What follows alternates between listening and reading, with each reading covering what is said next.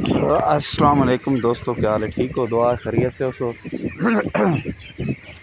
तुस साढ़ा वेखदे पे यूट्यूब चैनल शफकत व्लॉग ते मैं थोड़ा अपना शफकत। जेड़े साढ़े चैनल ते भाई जी पहले आए हो, लाइक करो, शेयर करो, कमेंट्स करो ते हर आने वाले नवे दोस्त साढ़े चैनल सब्सक्राइब कर ले ताकि आने वाली वीडियो साड़ी थोड़े तक जल्द अज जल्द पहुँचे। तो अज शुरू करते हैं वीडियो।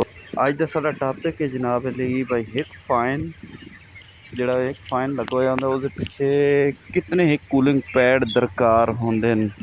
अक्सर साढ़े भाई इस चीज़ का इल्म नहीं है और अक्सर पूछने वाला सवाल है। अक्सर लोग ये सवाल पुछदे न ते असीं आखेआ क्यों ना अज अपने दोस्तों ने भी नाल शेयर कर देवीए। ते इस वास्ते पैड वेंटिलेशन वास्ते होंदे, टर्नल वेंटिलेशन वास्ते पैड होंदा है। टर्नल वेंटिलेशन डायरैक्ट जिन्हों कहा जाता है। टर्नल वेंटिलेशन वास्ते पैड यूज़ होए जाते हैं और पक्खे का ही किसी बंदे ने नहीं पता होंदा साढ़े पक्खा जड़ा है उसकी कैपेसिटी कितनी है। कोई बंदे ने किसी बंदे ने पुछ लो कैपेसिटी कितनी है, जैसे RPM कहने कोई इलम नहीं है। RPM तुम पुछ लो, जब कैपेसिटी कुछ है पुछ लो, एक चीज़ है कैपेसिटी।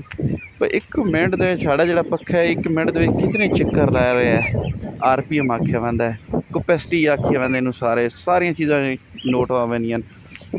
एक मिनट के पक्खा जड़ा किसी पक्खे की 22,000 कैपेसिटी, किसी की 24,000, किसी की 26,000, किसी की 18,000, किसी 16,000 मुख्तलिफ वैरायटियां के फाइन लगे होंगे। लेकिन फाइन जितने भी लगे होंगे हर शैड से उन्होंने फाइन की पैमाइश कर लो 3.5 फुट ही होएगी। 3.5 बाई 3.5 फाइन फुट तक फाइन होएगा।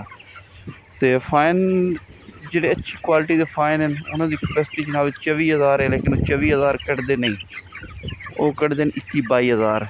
जो 22,000 वाला है वह कटदा है 20-21, जो 20,000 वाला है वह 18-19 कटदा है।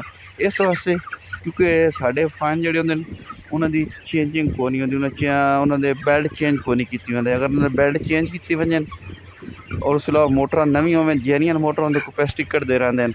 नाले थोड़ा जहा पिछे जो थ्रो होंगे उस थ्रो जो टर्नल वेंटिलेशन होंगी पैडा तो लैनी है हवा उस थ्रो जिसने पैड चोक हो वैंदे ब्लॉक हो वैंदे, इस वास्ते थोड़ी जी वेंटिलेशन वो घट छिकते हैं। तो काफ़ी सारे शेडा तो असीं तक जनाब पैड नाके साल के पैड चल रहे होंगे। जिस तरह अजकल जून जुलाई का महीना चल रहा है, अगस्त आगे आ रहा है, इस अक्सर दोस्त जनाब पैड चोक होए होंगे, ब्लॉक होंगे, उन्होंने वार्निश वाश भी को नहीं करते। उन्होंने वाश करना चाहिए, मुख्तलिफ तरीके पैड भी वाश होंगे ताकि थोड़े पैड खुले हो सन, थोड़ा फैन अपनी पूरी कैपेसिटी खिंचसी। फैन जो थोड़ा अपनी पूरी कैपेसिटी खिंच लैसी तो पिछू पैड थोड़े क्लीयर हो सन, ही थानू पता हो। हूँ थानू किस तरह पता हो कि साढ़े फैन जोड़े ने एक फैन शेड लगे, 2 फैन या 3 फैन वास्ते कितने फुट पैड खोलीए, नहीं इलम। ये कैलकुलेशन है जी, बहुत लंबी सारी कैलकुलेशन है। अगर तुम इस कैलकुलेशन के बारे मालूमात लैनी हो मैनू कमेंट्स करो, व्हाट्सअप नंबर दे दो, मैं तुहानू कैलकुलेशन सारी भेज देसा। मैं तुहानू मोटा मोटा आइडिया दस देसा फार्म लैन दे विच कि एक फाइन वास्ते पिछे पैड थोड़ी कितने चाहिए होंगे। ये बहुत बड़ा कुलिया है। कुलिया करते करते तकरीबन अगर वीडियो बनाई वजे उस कुलिए तकरीबन वीडियो 15 मिनट की वीडियो बननी है सिर्फ एक कुलिए। तो भाई पक्खे की वेलैसिटी कढ़नी है, फिर पक्खे की वेलैसिटी कढ़ के सारिया चीज़ा कढ़दे काफ़ी सारा टाइम लगता है। तो 15 मिनट की वीडियो बनाने बेहतर है भरावान शार्टकट दस दे भी। अक्सर भाइयों नहीं पता होंगे शार्टकट दस दे, वो बंदा गल ठीक होंगी है।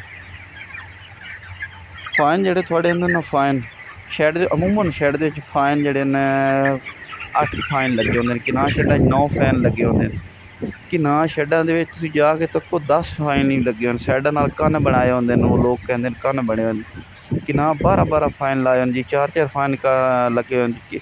सब तू ना इल्म ना मेरे फाजिल दोस्त उन्होंने तजर्बा होने के बावजूद इस चीज़ का इल्म होंगे कि सानू फाइन असी 12 फाइन ला रहे हैं। साढ़ा शेड है 40 फुट साढ़े साइड से पैड हैं, तो 50 फुट साढ़े बैक साइड से फैन हैं पैड हैं। तो पैड एरिया थोड़ा रख लेना, पक्खे बधा देने, पक्खे इतने एक बधाने भाई थोड़ा दसे भाई 14-14 पक्खे, 4 कन्न ला देते, 2 इधरों ला देते, 2 इधरों, तो 9 फैन या 8 फैन फ्रंट से हो गए।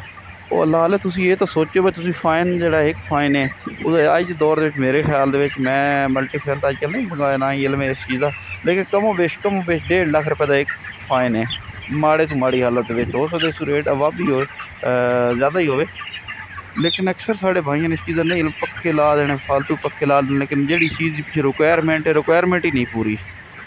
रिक्वायरमेंट के वे रिक्वायरमेंट किसी बंदे नहीं पता भी सारी रिक्वायरमेंट के पैड 3 फुट पिछे किसी के पैड लगे, पिछे 50 फुट 80 फुट 30 60 से 110 फुट पैड लगे, किसी के 35 फुट साइडा नाल हैं, किसी के 40 फुट हैं। और लाल तुसी गल एक याद रखा जी कैपेसिटी है फारकर फाइन की कैपेसिटी जितनी चाहिए उस कम अज़ कम थोड़े पैड एक्सट्रा होवन ताकि पैडा की हवा खुले तरीके नाल गुजरे। हवा जी गुजरे पैडा इस तरह गुजरे कि जिस तरह शाह स्पीड की हवा गुजरे ताकि थोड़ी ब्लॉकेज ना हो बैठा पैडा में। अगर ब्लॉकेज भी हो तो पैड थोड़े फालतू लगे होने चाहिए। और उस अलावा पैड थोड़े फालतू हो सन, थोड़ी नमी कंट्रोल हो सी, थोड़े पैड पिछले पूरी स्पीड के खुले हो सन, पूरी ज़रूरत के खुले हो सन। मतलब एक पैड एक पक्का फ्रंट के पक्के उन्होंने पैड चाहिए 5 फुट, अगर उस 5 फुट पैड खुले है तो थोड़ा वेंटिलेशन बेहतरीन रखी और उस अलावा नमी थोड़ी बरकरार रखी, टैंपरेचर थोड़ा पूरा रखी। अगर थोड़ा एक पक्खे में पैड चाहिए 3 फुट, तुसा दिता है 2 फुट, थोड़ी मैं तजर्बे नाल आता 100% मैं तुहानू दस दूँगा कि थोड़ी नमी वधी रही, चाहे सर्दी है चाहे गर्मी है। तो कुलिया इन्हों का दूसरा कुलिया भी इन्हों का वेंटन का भी कुलिया। अक्सर लोग फार्मा से वेंट खोल लेंगे जी, अंगल खोलो, 1.5 अंगल खोलो, अद्धा अंगल खोलो, कोई इल्म नहीं, किसी चीज़ का इल्म नहीं है। असल चीज़ ये भाई जी जोड़े थोड़े पैड लगे हुए पिछे वो थोड़े पैड तकरीबन एक पक्खे नू 80 स्क्वेयर फुट चाहिए है मेरे कुलिये के मुताबिक, और नेचुरल चीज़ है 80 फुट चाहिए है एक पक्खे नू। तुसी आप अंदाजा लो थोड़े 40 फुट साइडा नाल पैड 50 फुट पिछे हो गए, 40 80 50 130 फुट हो गए। पैड की ऊंचाई है जनाब 7 फुट, 7 नूं नाल ज़रा दे लो तो तुसी आप कैलकुलेशन कर लो। मैं इस टाइम को अंदर शेड च जो मैं बाहर गया तो कैलकुलेशन कर 80 फुट कम अज़ कम एक पंखा वाला चल रहे हो तो कम अज़ कम 80 स्क्वेयर फुट तुसी पैड देना है, तो थोड़ा माहौल क्लियर होना है। वीडियो अच्छी लगे तो शेयर करें, लाइक करें, कमेंट्स करें।